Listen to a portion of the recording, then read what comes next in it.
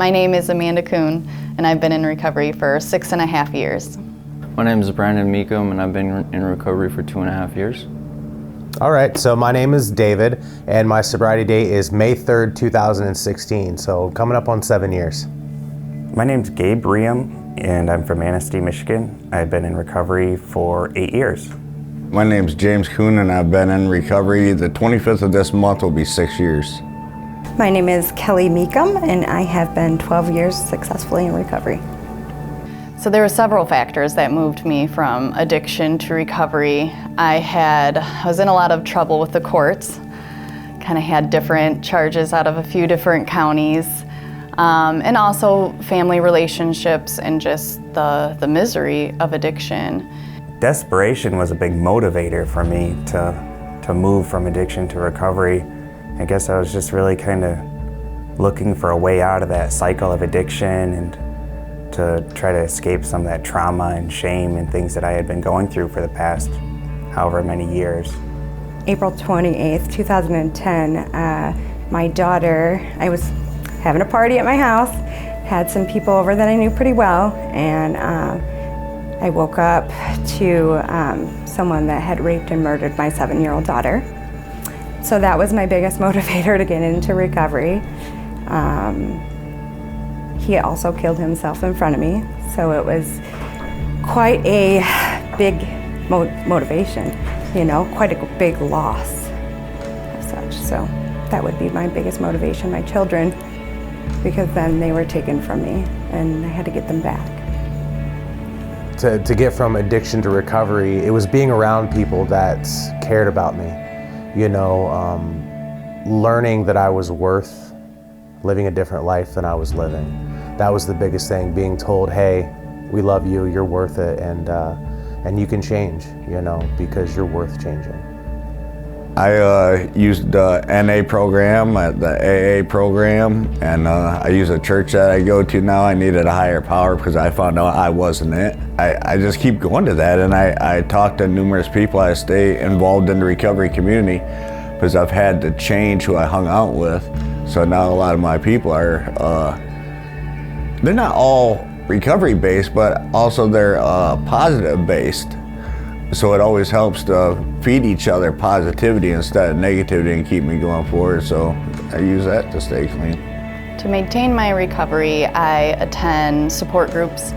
I particularly attend Narcotics Anonymous or other 12-step groups. That's what I found I connect with, but I have attended other groups such as Smart Recovery. I've attended a Life Ring meeting before, and I like all the groups, but my home I found in the 12 steps. So I still attend those on a regular basis.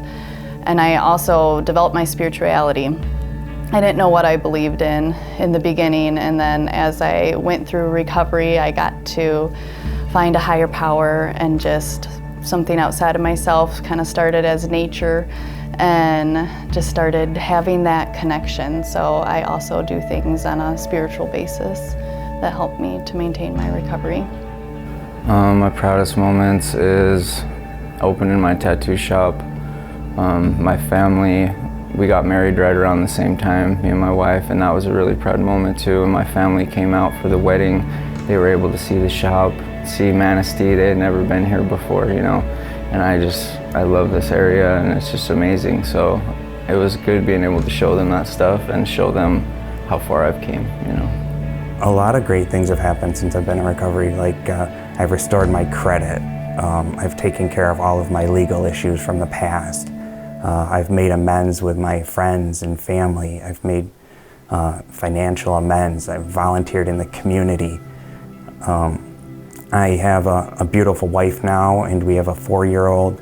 I bought a house here in Manistee a couple of years ago.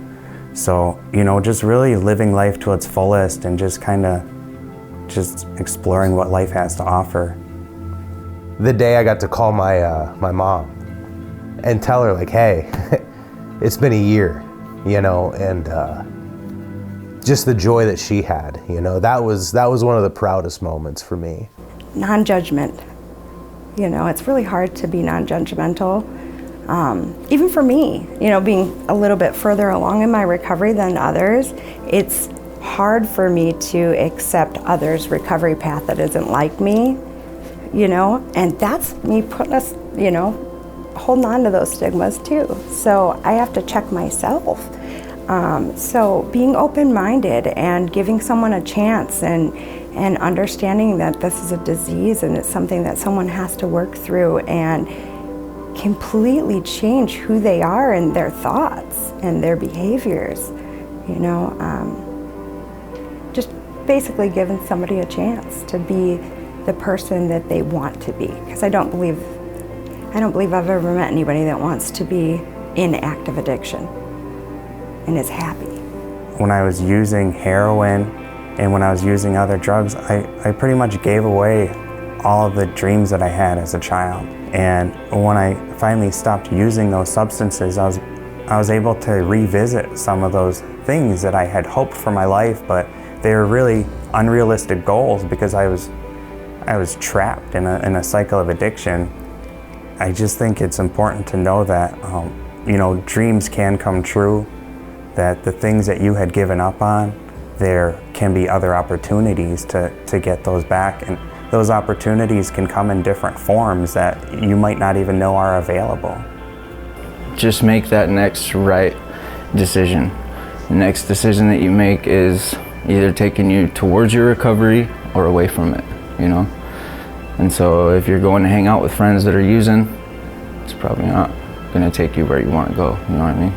I think that this is fantastic, whoever it's going out to, you know, I think that it's much needed, and I think doing videos like this and having a face to recovery is what's gonna break the stigma off of it, you know, and seeing that people can change.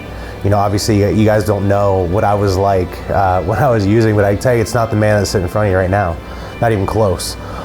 So I would say anybody that's even thinking about it, there is hope. That's one of the biggest things. There is hope, and just grab onto it, even if it's a little piece. There's plenty to go around.